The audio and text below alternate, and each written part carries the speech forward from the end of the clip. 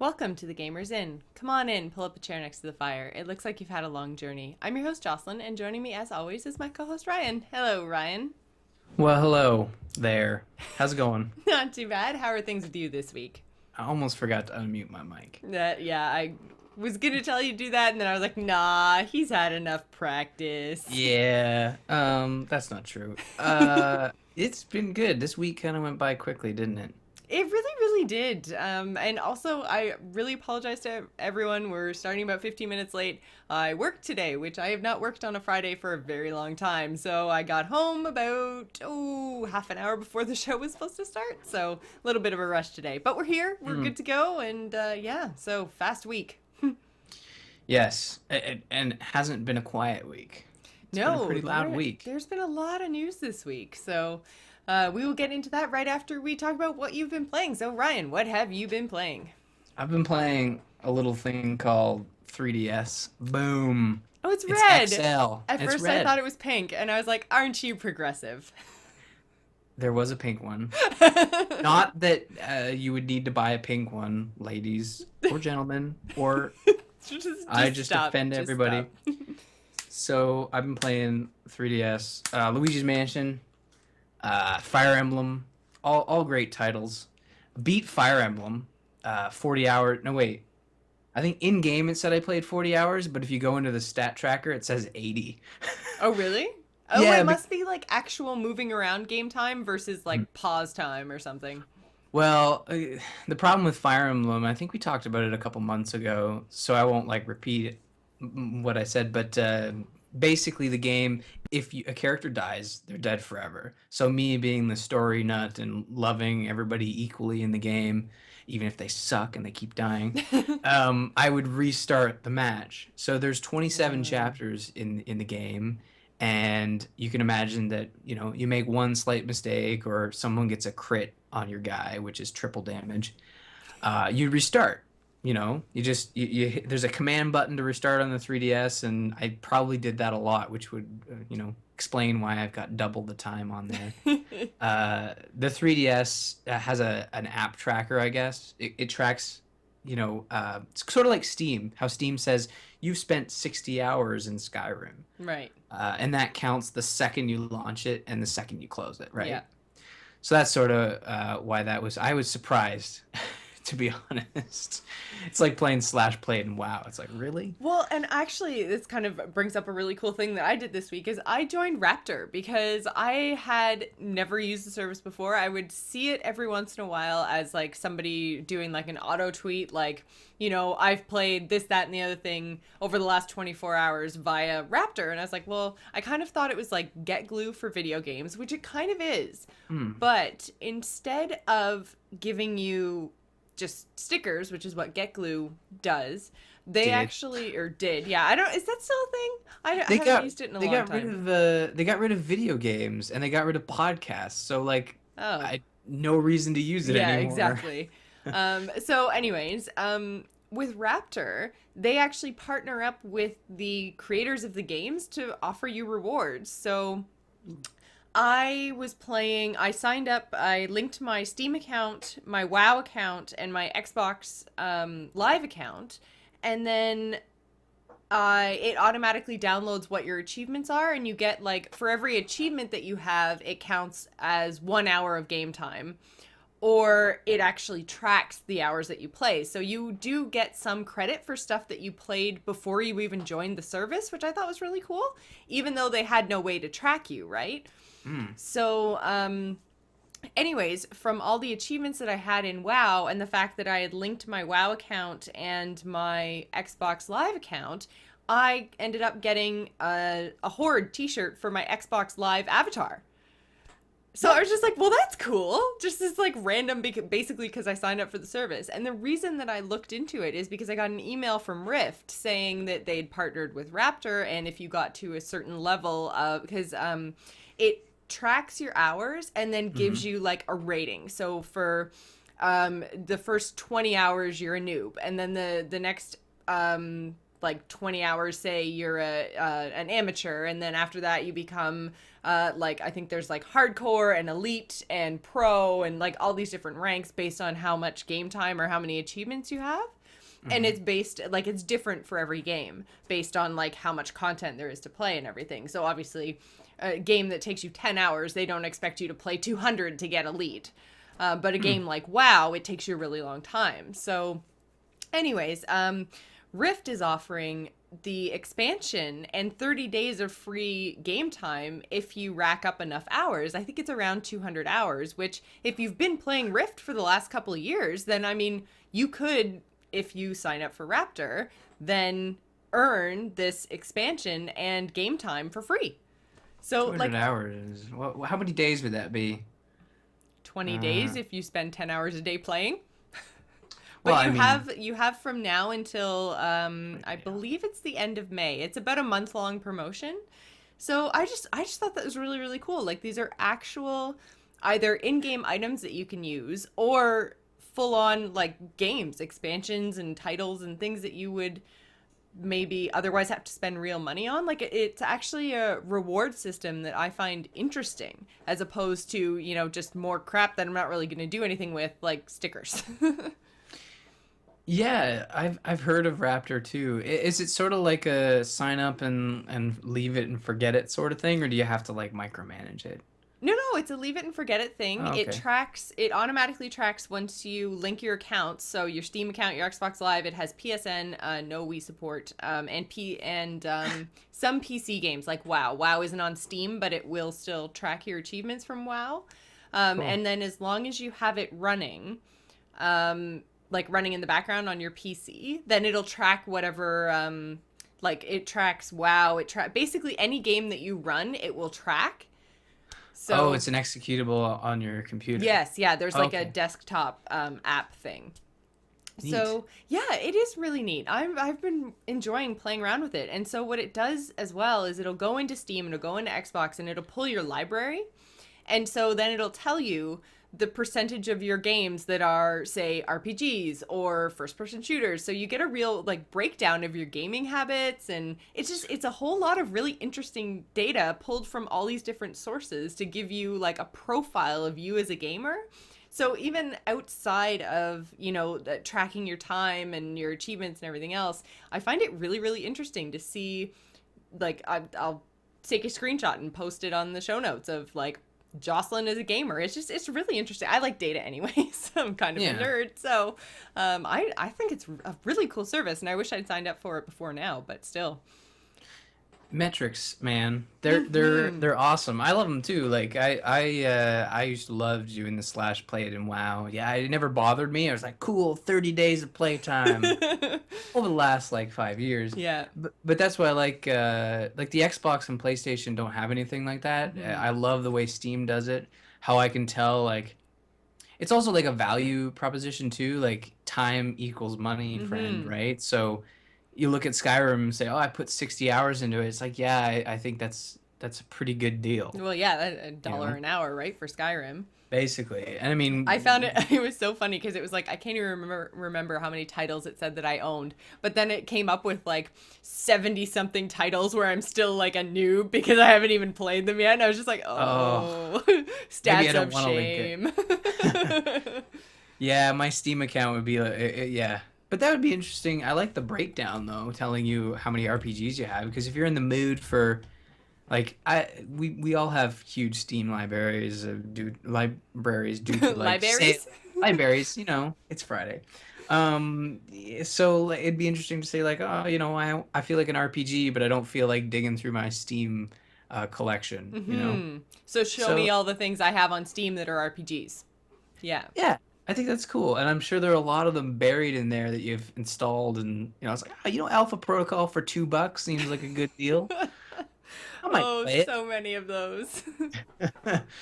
Yeah, so the Wii U and the DS or the 3DS have like sort of like a stat tracking app, which is really cool, and I'm hoping that and I know it's not like a mainstream thing, so I highly doubt Microsoft will do it, but maybe Sony. It seems like a thing Sony would do. just seems like such an extra thing that Yeah, a lot of people wouldn't use, but I like it. And that's yeah, so good. I'd be Fire Emblem. Yeah, sorry, I totally went off on No, this no, like no. stat tracking tangent, but yeah, so Fire Emblem done. Yeah, it's highly recommended, and at $40, if you're into strategy titles, you'll easily get your money's worth. Plus, there's a shit ton of DLC that costs way too much money. You should probably avoid that. Uh, but there are free maps that come out via Spot Pass, which basically is like since the game released, every 2 or 3 weeks they would say, "Oh, you've unlocked a new map via Spot Pass," and it's like they unlock once you get to the end of the game, but before the final battle, and it's sort of Okay. just like extra missions. They're related to the story, unlike the DLC, which is sort of this like extra mode. So that's neat that they sort of expand upon the story for free. People take Nintendo. See, Nintendo's not that stupid. They're giving you story content Well, for free than charging you up the bum or up the ass or however you want to put it uh, for DLC. Like I think the maps are like 250 a map, which is pretty crazy. yeah.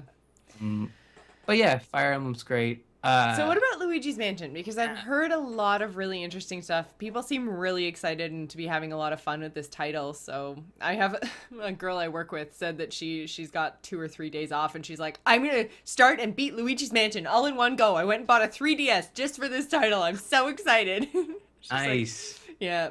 So You, it's great. These are the kind of titles that appeal to a large mass, and I feel bad when someone doesn't have like that Nintendo sort of like platform because this is those games that you need to play. And mind you, developed by a Canadian studio, oh, uh, nice. I think out of Canadian BC. connection. Yeah, they Next Level Games. They did the Mario Soccer titles and the Punch Out one. Anyways, this is much That's better. not really a claim to fame. No, no, no. But this one is. It's a direct sequel to the first Luigi's Mansion.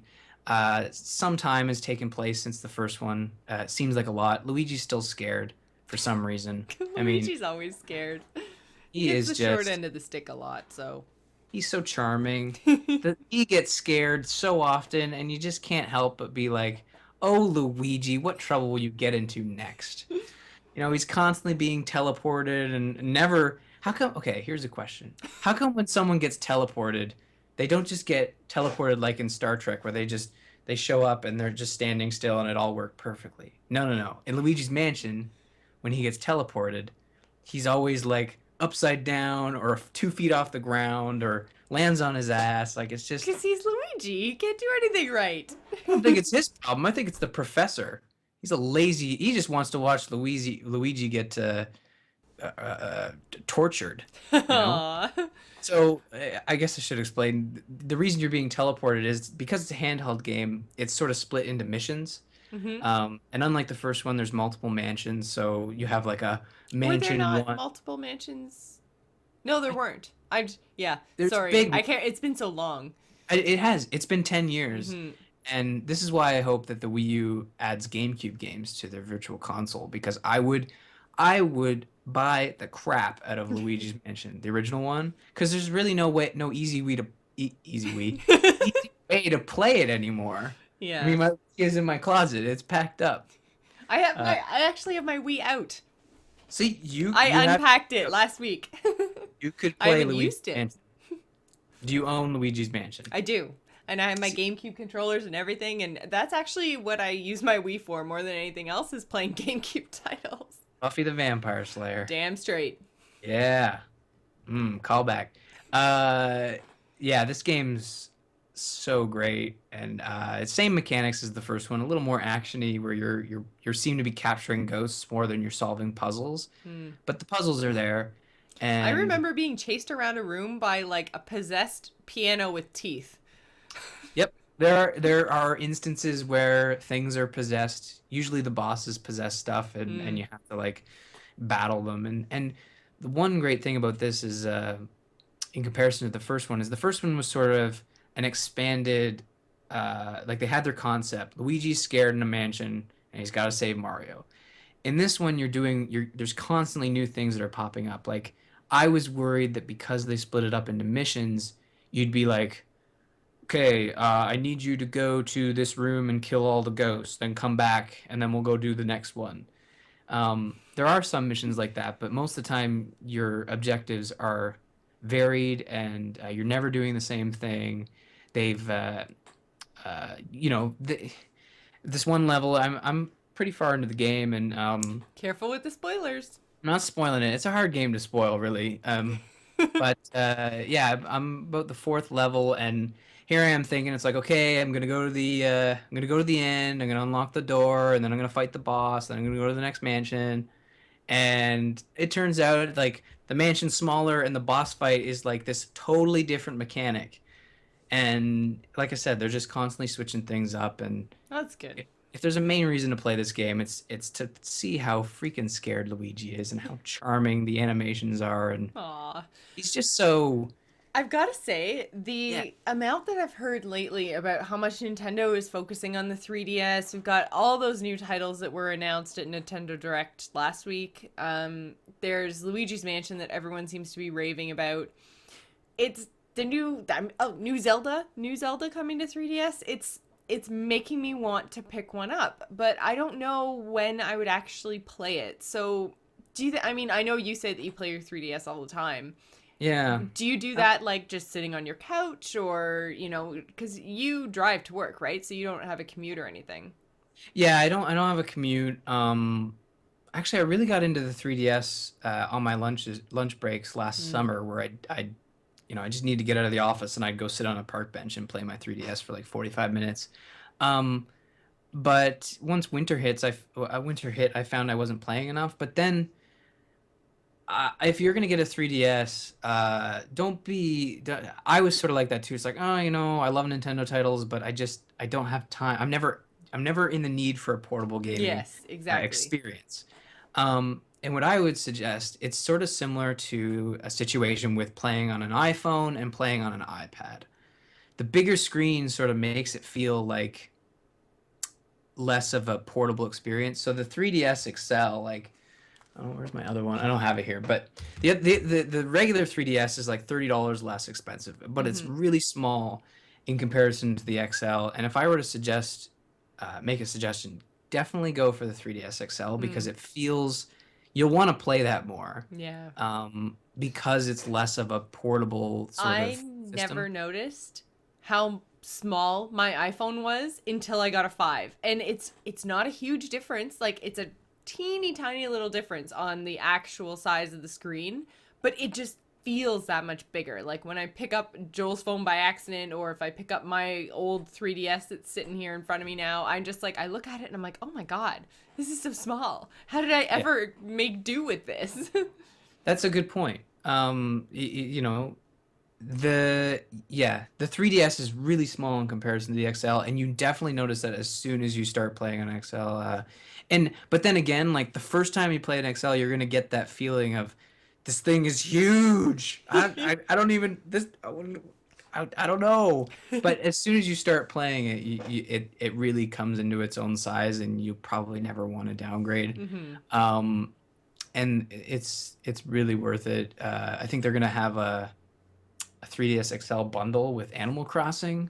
Oh, That yeah, might I that did see might that. be something Well, you'd I want to never really do. got into Animal Crossing. I don't really think that that would be the title, but I mean, I'm sure if they're starting to come out with bundles, there's going to be one that's going to appeal to me. And like I said, Smash there's Bros. it's very compelling. It seems like Nintendo is really focusing on the mobile market and not so much on the console, and it's disappointing for people who bought a Wii U. Hey, don't I am not disappointed. This week I got my favorite game on the Wii U. It's called The Patch. Oh, I stayed up super late on Thursday to download that patch, Did it and help? Was it fun? oh man, I gotta tell you, watching that progress bar was the most fun I had all week. No, yeah. The Wii U is Nintendo does this every time. They just don't know how to. They said we're not gonna make the same mistakes we made with the 3DS. Except they're making the same mistakes they made with the 3DS. They Yeah. launched it, they had no games, and they turned that ship right around. The 3DS is doing great. And they're probably gonna do the same thing with the Wii U. They're gonna turn it around. They're gonna start pushing games out I don't for it. know. I think the problem with the Wii U is that, the 3DS is almost in a class of its own, I mean, there's not that many compelling portable products out there right now. I mean, you've got the PlayStation The Vita. Vita's the best thing to ever happen. Come on. Sorry. I don't have a Vita. I Yeah. just Well, don't know and what. that's the thing. I can't think of anyone I know. I know people who have 3DSs. I can't think of anyone I know that has a Vita outside of people I know who are like very hardcore gamers that have pretty much every system that ever comes out. Um, but yeah, but with the Wii U, if the timing follows the same sort of a cycle as the 3DS did, then you're going to find the Wii U trying to pick up speed when we're getting the release of the next gens from Sony and Microsoft. And if that's the case, I just don't think that Nintendo's going to get the, not even mind share, just like wallet share. Like, I don't have, you already have consumers that are going to have to choose between Microsoft and Sony. Mhm. So if you're trying to compete with that, like basically people are just going to choose one quote unquote next gen console, because I don't even think the Wii U should be called a next gen console. But anyways, you're going to get people trying to pick one, Uh-huh. and the Wii U is just not going to come out on top in the later half of this year. Like, because I mean, the 3DS picked up speed about a year after it came out, right? So if you're Mhm. looking at the same time frame for the Wii U, then we're looking at Nintendo of this year, November of this year. So November of this year is going to be packed with other things I can spend my money on. Nintendo's just not going to cut it. Yeah, and I mean November is all speculation at this point.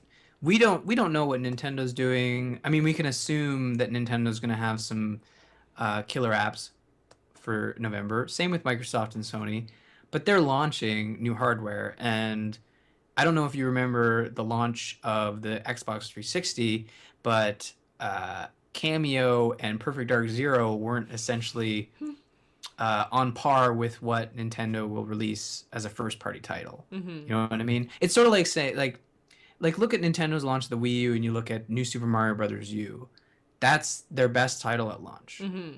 I don't think you're going to get any better than that on Microsoft or Sony's platforms on launch. However, that still is not going to change the fact that next year this time, I'm sure Microsoft and Sony are going to be announcing some phenomenal games for their new console. Mm-hmm. But we just don't know when stuff's coming. We Very, don't know very enough true. information about any of them, and We don't know anything about anything. that's the problem is we don't. And I'm not saying Nintendo's gonna win. They're not. They're not gonna win November. I They're not just gonna win want next them to year. be competitive. I want them to Yeah. make gamers pause and say, huh, at least you're a viable competitor. I don't expect anyone to make the decision to go with Nintendo over the other two. But man, I would really like if that was a thought in a gamer's head that they said, you know what, I'm maybe. Oh yeah, no. But just that moment of maybe. That's all I'm Yeah. asking. And we won't get that. We may never get it, but we definitely won't get it until June. We won't Yeah, we won't true. know until June, and my bets are on the fact that Nintendo will not live up. Like they're scrambling. There's a reason Pikmin 3 was delayed. It's because Nintendo wants to make these games. They want to make great games, but that's the problem. Is because they want to make great games, we don't have games right now. Yeah, So it's very sort of like true. a catch-22. So, what else have you been playing this week, or should we talk about what I've been playing? Yeah, I want to talk about this game that you've been playing. All right, so I decided because I pretty much finished up everything that I was going to play from March. Although we should mention Tomb Raider 50% off right now. I saw you tweeted that out Buy it. for, was it PlayStation And PC. and PC? Well, I knew definitely PC because Oh. you can get it through Green Man Gaming and somewhere else. Was it Steam as well? Had it on sale? I think it's just Anyways, Green Man yeah, Gaming, but not it's important. yeah, Green Man whatever. Gaming has Tomb Raider for 50% off right now for PC, so go have at her. And also, Ryan found the PS3 version for 50% off as well. Yeah, if through the PlayStation Store, and if you have a PlayStation with that much memory left on it. Yeah, really. So, anyways, yeah, everyone should go pick up Tomb Raider because that is a really awesome March release that I totally missed out on, but everyone is absolutely raving. So, I think I'll probably go pick that up. But I had, Heart of the Swarm and SimCity were pretty much my big ones in March, and I kind of finished off with them. There's nothing else really coming out anytime soon that I'm super excited about. So I'm like, you know what? I'm going to go back to all the things. Why are you pouting? There's nothing else coming out. And it's Oh, not March anymore. It's the end of April. I know. That's the worst part. It's like, what came out in April? I'm trying to think of what came out in April, and there's nothing. um, Defiance came out in April. We I mean, didn't games really. you play. Yeah, I was going to say, yeah, we didn't really touch that one, but Or um, May. It's gonna be nothing. I Ah, know. So I decided to go back and try to pick up some stuff that I hadn't played in a while, stuff that I was enjoying at the time, but I just got pulled away from. And in this case, it was Darksiders 2. ooh, I ended up getting most of the way through the game, I think, and it has its good bits and its bad bits. And I can't 100% remember what I said about it when I started playing it last summer. I really, really enjoy the story in that it's basically a Dark Zelda, so that really appeals to me. They changed a lot from Darksiders in that they made it much more of an RPG. There's a lot more loot, and you have an inventory to manage, and all of this kind of stuff. Like it's way more in depth than Darksiders was. hmm. But I find the things that I was really enjoying. I know that I did mention the transversal stuff where you jump up to walls and you're like climbing across things, and then you do like this like wall grab, and then you flip over beams and stuff, and it makes you feel like a real badass. Yeah, that's how I get to work. Yeah. It's like parkour but in Darksiders because you're like Except I death and don't. stuff. Yeah, but I don't yell parkour as I'm doing that. It's lame. Aw. But anyway, so the thing that I really enjoyed last summer after playing for a couple of hours, after sitting down and playing for 2 days straight, man, is it annoying. It's everywhere. Like Wait, traversal? everywhere. Oh, okay. And so I was just like, it's also really like I'm finding it difficult, and I don't know if it's me or the level design or whatever, but I'm finding that more often than not now, and I mean I got a lot better at it than I was right at the beginning, but at the beginning it was like 1, 2, 3 beams and then that was it, or like scramble across something and flip over something else and then you're done. But now there's these big huge long sequences, and I'm finding that it's making me like I'll do like a slide across the wall when like I'll go sideways when I want to go up, or like there's all of these kind of weird camera angles and things that make me jump ways that I don't want to. And I think Weird. if you look in the stats, and we're back to stats of shame. If you look in the stats, it tells you how many times you died, and then it breaks it down into enemy deaths and environment deaths. And Hmm. I died like 42 times, and 4 of those were to enemies, and all the rest were to the environment. All like jumping and falling in lava or, whatever. And it's all these weird camera angles that make the game so difficult. And not difficult in the like, I don't know how to solve the puzzle. Difficult in the way where I'm just like, I know how to solve the puzzle. I've tried to do it 3 times now, but you have to be standing in just the right spot.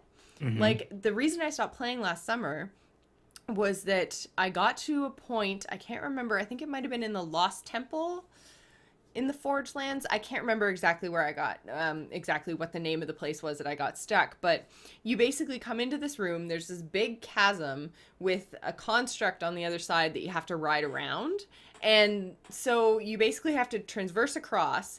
Then you have to jump on the construct, get to this one little brick in the floor that's slightly further ahead than all the other bricks, and then punch down this wall thing. And if you stand anywhere other than that one little brick, your weapon doesn't reach far enough. Hmm. And I'm just like, and it took me forever to figure it out because I had tried doing that, but I wasn't standing right in the right spot. And there are lots of, you have to be just in the right spot parts of this game, and it's really frustrating because it's just like I know exactly what you want me to do right now, but for whatever reason I can't do it. And you try it like all different camera angles, and like I'll move a little bit ahead and a little bit ahead and push the same button that I've been pushing for the last 5 minutes, and then finally it catches, or you're just close enough, or whatever. And I'm just like, oh my god, so frustrating. Did you beat it? No, I haven't beaten it Oh, yet. okay. I played for a couple days and there's a lot of content. I thought I was getting to the end because you go through the Forge Lands and you play through 5 or 6 different dungeons, and then you get to the Tree of Life and there's this big huge boss battle. And then once you get to the Tree of Life, it actually opens up a whole other world. So it's almost the same sort of feeling as Ocarina of Time, where you're going through as a kid, you get the 3 stones, and then you have this big confrontation, and then all of a sudden you grow up and there's more. You know, it's that same sort of whoa feeling that you get the first time through Ocarina of Time. So, Oh. which, I mean, sorry guys, total spoilers. Well, I mean, that's the first 10 hours of the game. It's Well, not yeah, a big that's deal. true. Also, it's over 10 years old. Yeah, that's true. So did you start over when you went back to it? This is always something I find interesting when someone I drops a game and didn't. comes back to it. You But did. I totally should have, because the problem that I ended up having is I couldn't remember why I was doing things or where I was going.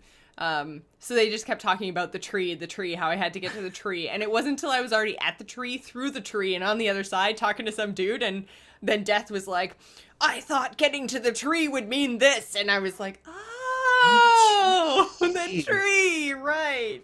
Guys, why didn't you say so earlier? The tree. What's up? You do your secret handshake. Exactly. So That's interesting. I want to get back into Darksiders too. It is the perfect time to get back into games. it definitely is, because like we were saying, there's a big stretch of time now. So yeah, like I said, it's interesting and it's fun, and I'm gonna play it all the way through, but I probably won't play it more than once. But I mean, we have some news in Quickfire, which is very exciting, is that they're actually gonna make the Darksiders 3. So I'm super excited about that, because I was so upset and disappointed. Like, I mean, obviously I don't know how Darksiders 2 ends yet, but I know that the franchise was always planned to be multiple titles, you know? Darksiders 1 did so well, so they were going to do 2 with Death and 3 with Strife and 4 with, what's the other one? I can't remember. We always have this conversation. Pestilence? I Or is can't that remember. Strife? That's, yeah, I don't remember. Anyways, the 4th horseman, whoever that happens to be. There's a chick horseman. That's and then Strife. there's another. Okay. So not the chick. Not the chick. And not War or Death. The other Yeah. one. The other guy. But there was this whole big... Oh, Famine? Famine. He's really Thank hungry, you, chat guys. room. Just get him to the end of the game to White Castle. Wrong story. Yeah. So... Strife, go to White Castle. Oh, God. Or no, wait, Death and Famine. Yeah.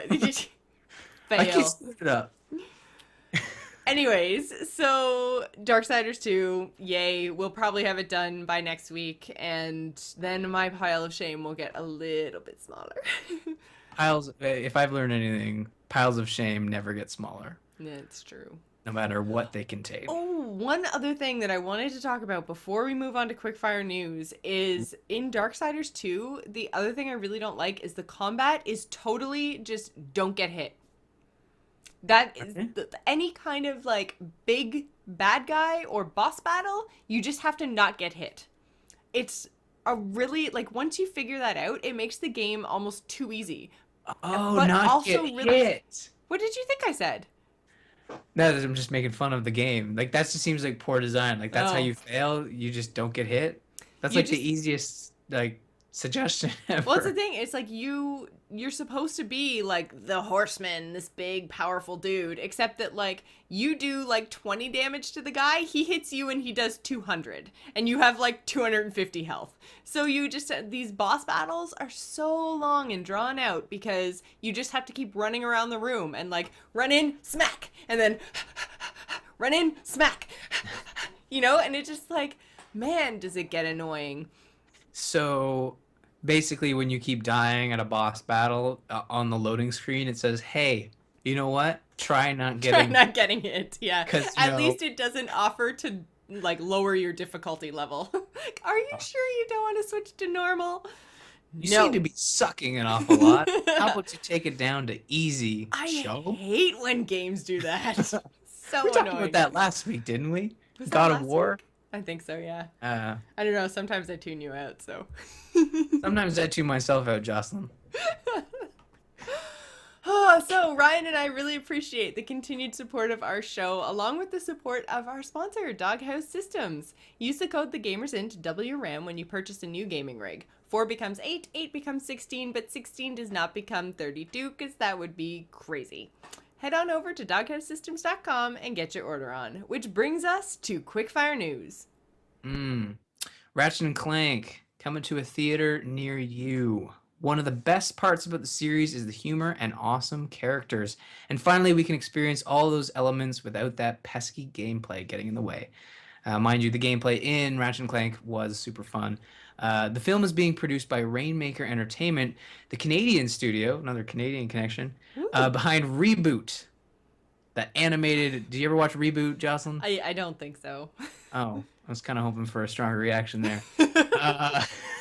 And will be released to theaters in 2015. A teaser trailer for the film is available and will give those unfamiliar with the series an idea of what to expect. The XCOM first-person shooter has been revealed. It has been retooled as a third-person tactical shooter developed by the team that made BioShock 2, which I am also almost done. It's called The Bureau, XCOM Declassified. The press release notes that paramount to repelling the outside threat is the Bureau's ability to cover up the enemy's existence in order to prevent worldwide panic. It's very similar to managing a region's panic levels in XCOM Enemy Unknown. The announcement trailer will be in the show notes, and the game will be available August 20th, 2013 for the Xbox 360, PS3, and PC. Still no love for the Wii U. What you gonna do? Darksiders and other THQ properties find a new home. We now have the results for the second round of the auction for THQ properties. First off, 505 Games acquired the Drawn to Life titles for $300,000. Second, Gearbox Software nabbed the Homeworld series for $1.35 million and has already announced plans to preserve and assemble the purest form of the original games, Homeworld 1 and 2, with the intent of making them accessible on today's leading digital platforms. Finally, with a bid of $4.9 million, Swedish publisher Nordic Games Licensing AB, or AB, walks away with everything else. Alongside Darksiders, Red Faction, and MX vs. ATV, they also picked up 38 owned titles and 36 licensed titles. And Nordic is already making news with talk of the Darksiders series being brought back to life, even going as far to say they would like to get in contact with Crytek USA, which was formed by ex-Vigil devs, about making Darksiders 3. We have some EA layoffs. With the start of the new fiscal year, EA is laying off approximately 10% of their workforce. Rumors are circulating that the EA Partners program has been shut down. This is the division of EA responsible for signing up outside studios to make games for EA. Large cuts were also made earlier in the year, both to the mobile division and the Montreal studio. The internal studios responsible for the upcoming Battlefield 4 and Dragon Age 3 do not seem to have been affected. The Miiverse is now available outside the Wii U. One of the most interesting features for the Wii U is the Miiverse, and now those without a Wii U can get a taste. Available in a beta form at miiverse.nintendo.net, Nintendo Network users can log in to browse all Miiverse communities, as well as, and comment on posts. The beta site works great. Well, wait. Stop. I'm just going to skim over the, yeah. It's basically like. It's like. They just call it with an exclamation point. Oh my god. Plus on the left. Yeah, it's like really just. Oh, Nintendo. Facebook, license like from Facebook and be done with it. It wouldn't surprise me if they had to license that. The beta site works great on PCs and is fully optimized for mobile phones. However, currently the only way to get a Nintendo Network ID is to own a Wii U. But for those still interested, you can view popular Miiverse communities like the Year of Luigi and others without logging in. Alongside this news, Nintendo also announced Miiverse functionality would be coming to 3DS later this year. I'm sorry, I just have to say this because the chat room is giving us a throwback to last week. You're not allowed to read the chat room. You have been crowned Her Majesty Murphy the First, the Queen of the Miiverse. Does that mean I'm chat rich? Room. Huh? I don't mind dressing up as a queen if it means I'm rich. You're rich in the Miiverse. Does that count for anything? I'm just rolling in Jocelyn. Valve launches a new subscription plan service. So I was totally excited about this at first, thinking maybe Steam was turning into Netflix, but for games. Turns out, nope. Misleading headlines. What Steam is rolling out is the ability to sign up and manage your subscriptions to games through Steam instead of having to use third-party software or a website. The launch title for this service is Darkfall Unholy Wars, which I've never heard of, but additional subscription-based games will follow in the near future. Which brings us to our topic of the week, which is how relevant is E3? This is brought on mostly by the news that, well, Nintendo seems to have been either... I have been reading a whole bunch of conflicting news stories, or Nintendo is flip-flopping all over the place, but... I have seen things saying that Nintendo is not going to be at E3, and then I saw other updates saying that Nintendo is not going to be at E3, but they are going to hold all their own events, like Nintendo Direct. And then I saw that they're going to be at E3, but they are not going to do a big, huge press conference keynote type thing. Instead, they are going to focus on smaller presentations to smaller people. So, Ryan, what the hell is Nintendo doing? Okay, this is a classic situation of, oh my God, the house is on fire. Everybody write down and post on the internet that the house is on fire. And post on the internet? All that posting is way out of hand. It's a new social network that I'm inventing. You're welcome to be on the network. It's where you it's called Ploster. And how you plost is okay. Yeah, Nintendo isn't doing a big giant as I described it on Twitter, what the fuck explosions keynote. Keynote, yeah. And they don't have anything big enough for a keynote, I don't think. Okay. Come on. A new Mario, a new Smash Brothers, a new Mario Kart isn't big enough?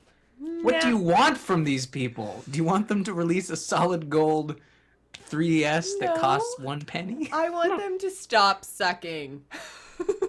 We really need to have an episode where you just describe how they need to stop sucking. We'll email it to Fizame, whatever his name is. It's not Fidgy, it's Reggie. Anyways, that's what I'm saying. New Zelda. Yeah, okay, well, of course. Everybody wants new Zelda every year. Can't be, okay. Anyways, so they're not Nintendo, doing a big keynote. Not no keynote. Or, well, okay. Even I'm confused as to what they're doing. As far as I know, they still have the same venue booked, the Nokia Theater, where they do the Oscars or something. So they still have that big venue booked, but it's going to be a more low-key event where they invite members of the press to check out their software hands-on. Not one of these big, like, and here's blah, blah, blah to come talk about blah, blah, blah, Right. It's just going to be about the games and not about having these crazy, stupid antics to show off. I don't want to watch some dude sit on stage and pretend to play drums. Like, Nintendo's notorious for having these awful keynotes where they do the most stupid things. So I think this is probably the smartest thing they've ever done, because now they can just say, no, we're not going to have someone flailing up on stage. We're going to get you up here to flail on stage. Well, and that's true. I mean, if it works out, if they get enough people to actually come to their events while everyone else is having big keynote presentations, then... See, I think that's another misconception, is that people think because Nintendo's doing something different that other people are going to take their place. I mean, Nintendo's still got the same slot, the same time frame. Mm-hmm. People are still going to go to this event because it's still E3. Very true. I mean, there are some portions, like... For example, Nintendo has these developer roundhouse table, not a roundhouse kick, a roundhouse table, where they have like Shigeru Miyamoto and his translator and a bunch of other devs sort of sit at a table and have the press there to just kind of talk about games some more. And I think they're going to do that instead of having this big keynote. So they've already been doing these sort of behind closed doors meetings. Mm-hmm. I don't know. I don't claim to know everything about what Nintendo's doing. I'm just offering my perspective, and I could be completely wrong. Yeah. E3 could be a shit show for them. I don't know. I thought it was a complete and utter mistake when I first read about them just skipping E3 completely. Well, yeah, that would be a mistake. I was just like, oh my God, Nintendo, what are you doing in favor of having your own presentations? Like, it seems like everyone is moving towards that, like wanting to be just like Apple and saying, like we're going to have our own events. We saw it with PlayStation. Apparently, like everyone is expecting Microsoft to do their big announcement on the 21st of May, launching their new console. And Hmm. that's like 21st of May is only a few weeks before E3. And then, we've got Nintendo, who at the time I thought was pulling out completely in favor of, doing these Nintendo hosted announcements just like Apple. And I'm like, once everyone starts being just like Apple, then everyone's going to be the same and you're not going to stand out anymore. And I don't think that these companies have things, or well, Nintendo specifically, have enough to just rely on standalone stuff. Like, you have to have the industry's attention on you because it's E3. Right. You can't just, like, I mean, Nintendo Direct was almost an afterthought last week. Like, nobody was really paying attention. Any news articles I saw written about it were, like, I know we talked about it, but a lot of news articles were just like, here are the bullet points of what they announced. Whatever. Like, nothing big. But Yeah. if those announcements were made at E3, everyone is there, everyone is writing articles, they're comparing all the different companies and what's going on. And if you don't have anything big to announce, then I think you're missing out on potential in-depth press opportunities and, the Mhm. chance to get your message out there. So I don't know. I think if Nintendo were to, like what I thought they were going to do, actually skip it, that would be a huge mistake. And then Yeah. it seems, their smaller stuff, getting people hands-on with their games, I think is a good idea. I really hope it works out for them. But I mean, I can't believe that Xbox is unveiling their console a couple weeks beforehand. Like, why not unveil it at E3? Like, what do you think about Microsoft's choice there? It's not a surprise. I mean, I remember when I was in high school and the Xbox 360 was being announced, I stayed up till midnight to watch it be broadcast on CTV. And it was actually broadcast on MTV, but CTV had picked it up. Mm-hmm. And you got to see like the first next gen console on TV. I can't believe I don't have to wait until E3. I mean, a keynote is an hour, and why not get when it really comes down to it, the hardware and some teaser trailers isn't the meaty like stuff you want to like sink your teeth into. The stuff Mm-hmm. you want to sink your teeth through are gameplay demos, extended trailers, hands-on stuff. Very So true. I think getting the details out there early and sort of being like it's gonna have a 2.6 gigahertz parallel flopper jigger jagger, and 8 gigs of RAM, Look at PC. you with your techie talk. Yeah, you should look that one up. That's a doozy. You know what I mean? Like getting that out of the way and sort of saying like um this is what the Xbox is built These are on. the This is specs here, yeah, like ooh and ah over our hardware, and then pay attention to our software come yeah. E3. So if they're not going to announce the actual console and the hardware, do you think that they're going to look more into, what the new dashboard's going to look like, or the integration with Windows 8, or are they going to launch all their games, or like, what do you think that we're going to get at E3 then in place of a console launch? I think at E3 we're gonna see, and they've actually gone on record saying that E3 is going to be basically here's the launch lineup for the next Xbox. This Mm-hmm. is what you can expect to play. Uh, companies are using launch window more loosely now, so I Yeah. think they're gonna be like, here's what you're getting, launch window, and then we'll probably get launch titles like closer, like Closer to, yeah. September-ish.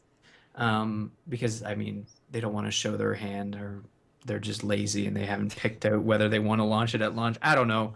But I I think it bet makes we'll sense. probably get Halo 2 redone for the 720. That's Ooh, my prediction. That will be a launch title. see, I don't want Well, I, redone like Combat Evolved was the yeah, 10th, 10th anniversary, all updated graphics, new multiplayer servers, all that kind of stuff. it seems like what I'm about to say, you're welcome to say, just let me say it and then afterwards you can say, Ryan, you play Nintendo games, they do this all the time and now you're calling bullshit on Microsoft, but like I don't know if I want to buy a 720 for a remade Halo 2. Does that make me a bad person? No, no, and I'm not saying that that's going to be the only thing or that's going to be a huge selling point. I'm just saying that I fully expect there to be a Halo 2 remastered version, not remade, remastered Yeah, Halo 2 as a launch title on the 720. I think that would be interesting. They might even And do, maybe they'll do a Halo 2 bundle.